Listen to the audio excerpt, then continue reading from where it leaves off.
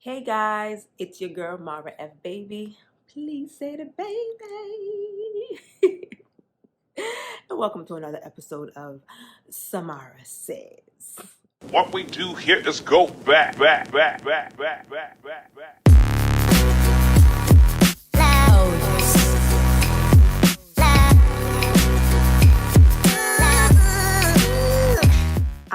Man, it's been a while. I know. It's been a while since I've been on the couch, but I'm here now. I'm here now for another story time. Another life lesson. Okay. I really wanted to slightly touch on the topic of the baby and his girlfriend, baby mother, side chick as he calls her, DaniLeigh. And I know a lot of people have been talking about it. There's been a lot of videos, just a lot of commentary, a lot of stuff, and I don't really want to. Ooh, child. I don't really want to focus so much on what was happening like in the videos or what I think their relationship is or whatever. I want to use them to kind of support my story that I have to tell. So when I watched the video, my initial reaction was, he's jacked up. Period. Point blank period. I don't care what she did, whatever. It just looked messed up. From the small clips we saw, it was just messed up. The number one thing that I've always hated since I was a child is embarrassment. I cannot stand being embarrassed. I cannot stand it in any way, shape, or form. I cannot stand it. And to the point where if I feel somebody's embarrassing me like publicly, I make sure to take it a step further and make sure they're also embarrassed. Like, that's why I have a slick mouth. Because I can't. That feeling of embarrassment, I can't do it. And that's one of the things that messed with me in a previous relationship. A lot of people did not know what was going on within my relationship. I would say a lot of my friends did not know what was going on in my relationship that I went through because I kept it to myself for the sake of not being embarrassed. All right. People who may have saw things never came and told me about it. And even that bothers me because I'm like, there's probably people who've seen things and would just look at me. Embarrassment. Okay. So for me, the biggest thing with the DaniLeigh and the baby thing is embarrassment.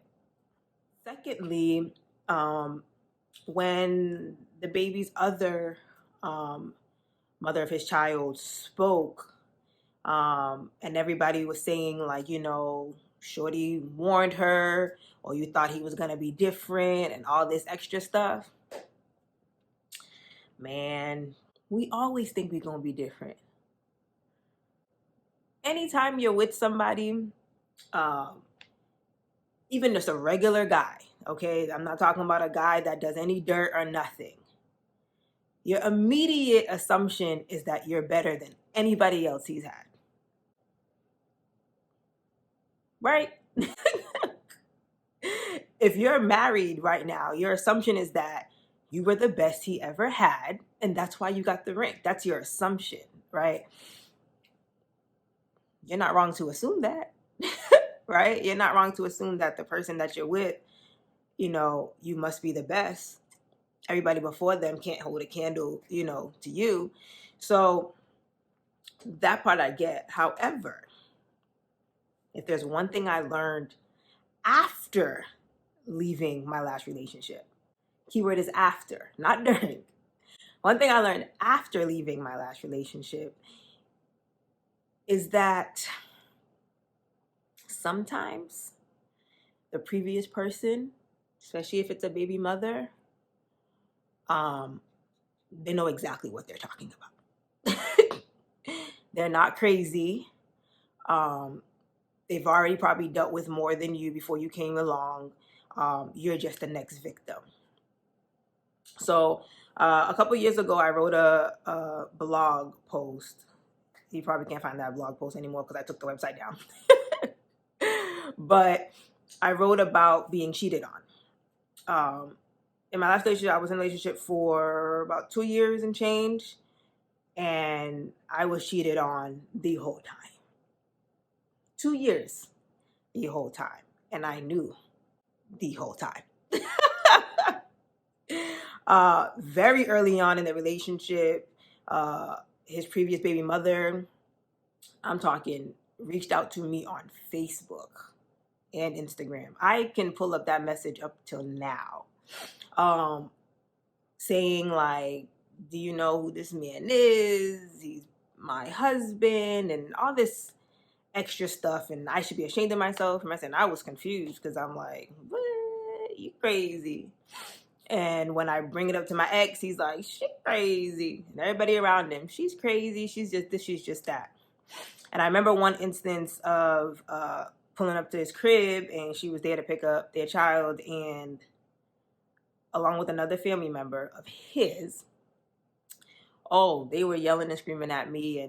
And I'll never forget the message his sister said to me, which was, you think he's not going to do the same thing to you? And I stood there quiet. I was just like, what? No, because I'm me. I'm Mara F. Baby. Like, who's going to treat me wrong? Who's going to do me dirty? No, I'm the exception. I'm going to change him, obviously. Like, what? I was wrong.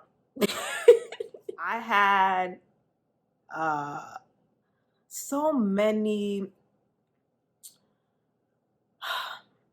There were so many different things that happened.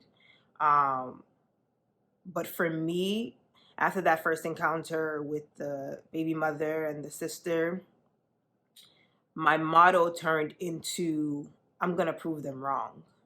It was no longer about trying to figure out what happened in their last relationship, no longer trying to figure out if he was really going to be the same or not. It was trying to prove to them that they were wrong, and I'm going to stick around, and we're probably going to be better than y'all were.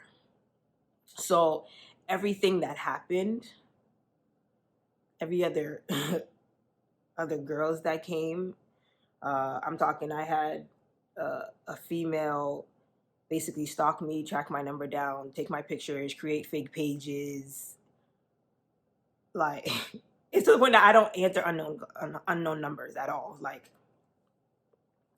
that's how traumatizing it got. Like, I don't do none of that. There were times of his baby mother posting on her social media him sleeping in her bed and all this stuff, and I found out through mutual friends would send me stuff. So obviously images of him sleeping in her bed or leaving her house at certain times of days, and I was just like, okay. There used to be arguments online between people. I'm talking people calling me out my name, saying I was a homewrecker and all this stuff. I never got involved. I'm not arguing online with nobody. And with all that, like I said before, it was a lot of embarrassment, and with also assistance of people on his side saying, that's just people who are hating. They're just trying to break what you have. They want what you guys have. And me believing it, me wanting to prove them wrong, me wanting to be like, nah, I'm better than y'all. Like, this what he want. That yellow bone. This girl and this yellow bone. And that was, I think, for me with DaniLeigh, is that she was confident enough to say he wants this yellow bone, he wants this, he don't want you, because he made her believe that. You know, I was led to believe the same thing, that I was better. That girl, before me was nothing, did dirt, was this, was that, she's crazy. That term crazy, guys would be quick to call a girl crazy when he jacked her life up. So, I dealt with a lot. That even, like I said, a lot of people who are close to me still don't know to this day what I went through, or the different instances. Very few people know exactly every single thing I went through because I started keeping to myself and not saying much. So the fact that like DaniLeigh was over there, for 3 months or whatever, nobody even knew they were together. I felt like she chose to keep a low profile for a reason. Because I feel like when you're in a happy, healthy relationship, you have no problem sharing it, with the world. You have no problem letting everybody know how happy you are, how happy your little family is, or whatever. Now, I don't know if that's the case. She could just be a private person. But I know for me, I was very hesitant of posting my last relationship. I mean, if you've been following me for a long time, I posted my, lovely husband now. I post him constantly because I'm happy where I'm at. I have no fear, no nothing. Whereas my ex, I was always hesitant to post him because the few times that I did, I swear, something bad would happen the next day. Like a quick little, hey, Shirley. Like something always happened and it was an embarrassment. So my prayer for DaniLeigh is to open up her eyes and see truly the toxicity that she's in, right? I feel like a lot of times it really takes a big thing to happen for us to finally leave. Nothing gets bigger than being embarrassed by millions of people and everybody now into your relationship. Everybody's now judging you and looking at you. For me, that would have been it. There's no going back because I'm embarrassed, right? And like my last relationship, I left my last relationship because my ex got another girl pregnant. I'll be damned if I'm not going to be around two baby mothers and everybody to see this going on or deal with another crazy person. Oh yeah, the stalker is the one that got pregnant. So I would be damned because now that is a foolproof embarrassment. That's not something I can hide. A lot of people can hide, being cheated on. A lot of people can sit home and hide their abuse and things like that. Once it's out there, very difficult, to hide. Once things are in the public or done in front of other people, it's very, very, very difficult to hide. So for me, that was like the last straw. And I'm not gonna say it was easy. It was definitely difficult. And it's easy for us to tell, Dani, like, just leave.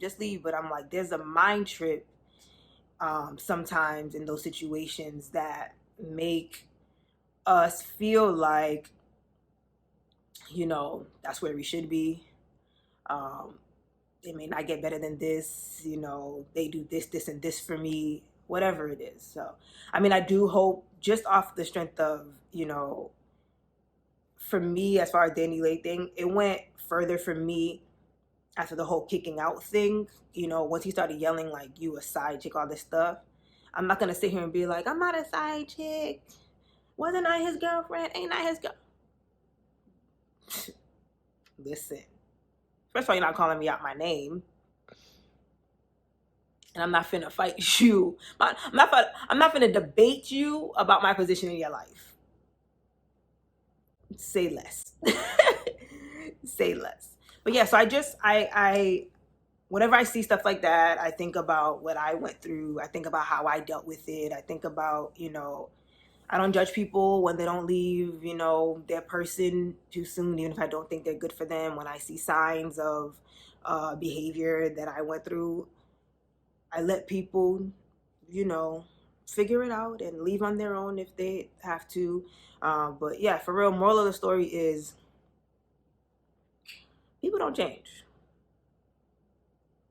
Some people don't change. Some people will show you exactly who they are. Believe them. Okay. Some people, who have people from their past who are telling you exactly how the person is, you might want to believe them too. There's a reason they're telling you, this. So yeah, that's really, all I gotta say.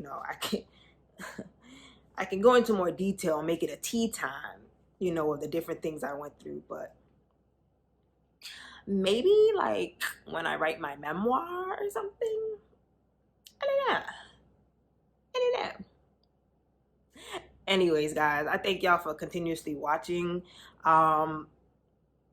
Share, comment, like. I like to hear people's experiences. I like to have deep convos with other people about their relationships and how they've dealt with stuff. So yeah, comment, share, subscribe, guys. Subscribe. I'm not as consistent as I need to be, and maybe that's why. I gotta keep y'all intact, so I gotta really, really be posting more. But I am looking to hit at least 100 before I drop this official wedding video, okay, from Cancun. I can't wait to share that with you guys once I hit 100 subscribers. So please share so that other people can subscribe. I'm gonna do more videos on the couch. I know I be saying that, but I'm gonna do more videos on the couch, and I'm gonna do some with the hubby, so y'all can get to know him. We're gonna do some questions and some games and stuff like that. So stay tuned for that. But yeah, again, thank y'all for watching. Samara says. Samara says.